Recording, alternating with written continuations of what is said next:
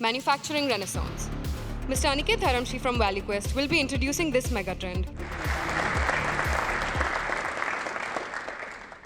Good afternoon, ladies and gentlemen.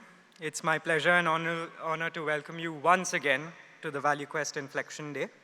Over the next 10 to 15 minutes, I'll try and set a context on the rise of manufacturing in India before handing over to our esteemed guest speakers.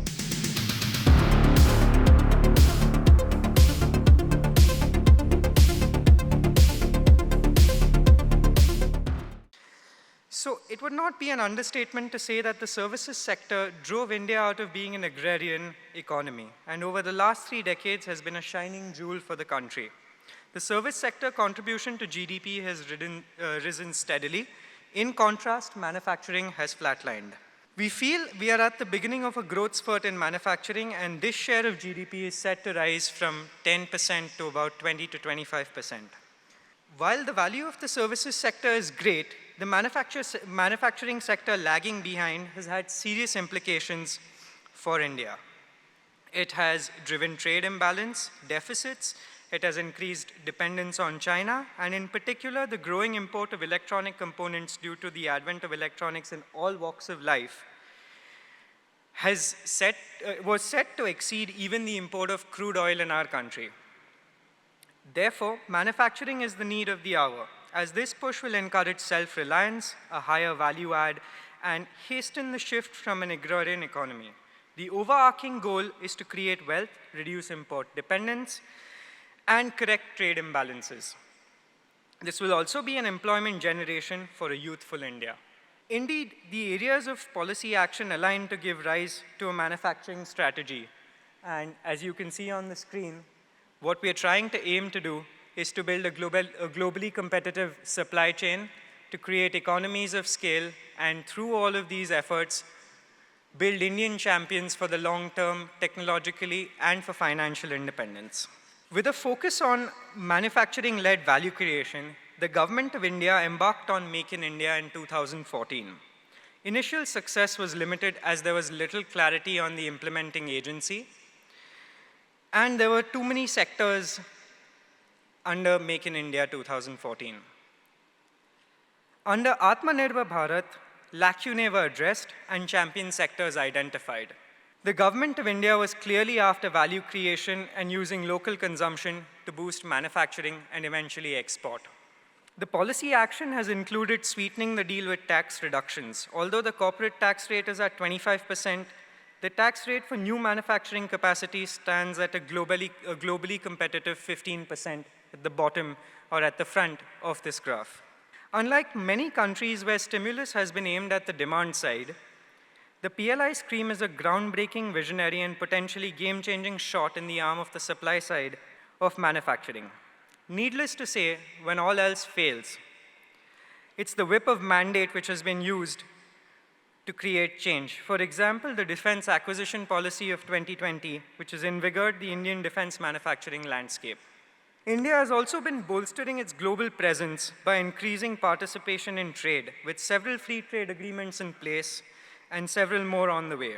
A confluence of global factors is also helping India in this transition, and China has essentially been the cynosure of the eyes of the world.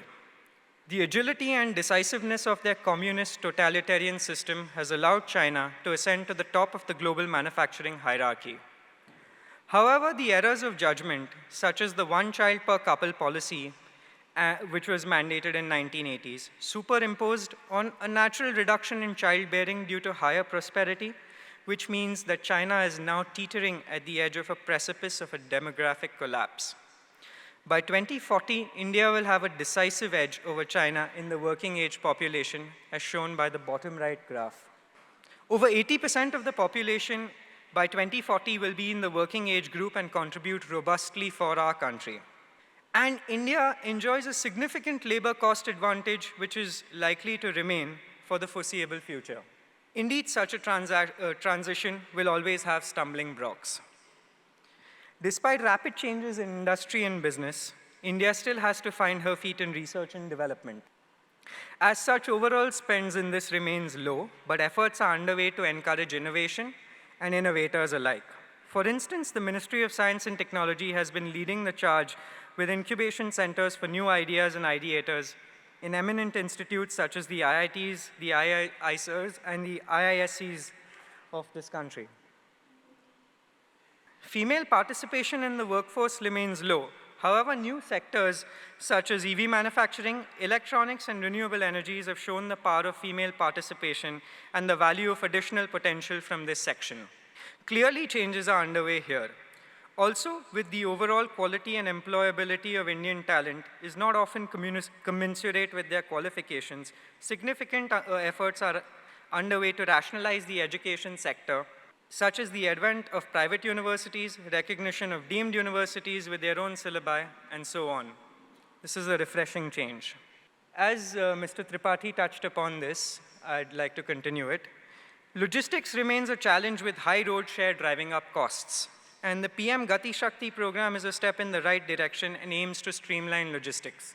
The recourse to law must be swift and decisive to drive confidence. But India has too few judges, too many cases, and too many antiquated rules. However, it's not all dark. Modernization of this sector is also ongoing, and the recent developments in this sector, such as the NCLT tribunal to resolve bankruptcy, is an encouraging change. Therefore, the opportunity in context can be placed as follows. The manufacturing renaissance in India is driven by a confluence of the world wanting an alternative to China, China wanting to move out of manufacturing, and India's diversification out of agriculture. The confluence of these factors means that after many wrong turns, India's manufacturing journey has finally started. If this journey will even capture a small part of the manufacturing value that is likely to migrate out of China, then this will be a game changer for India, Indian businesses, and Indian entrepreneurs. I thank you all for your attention and I would like to hand it over to our esteemed guest speakers. Thanks.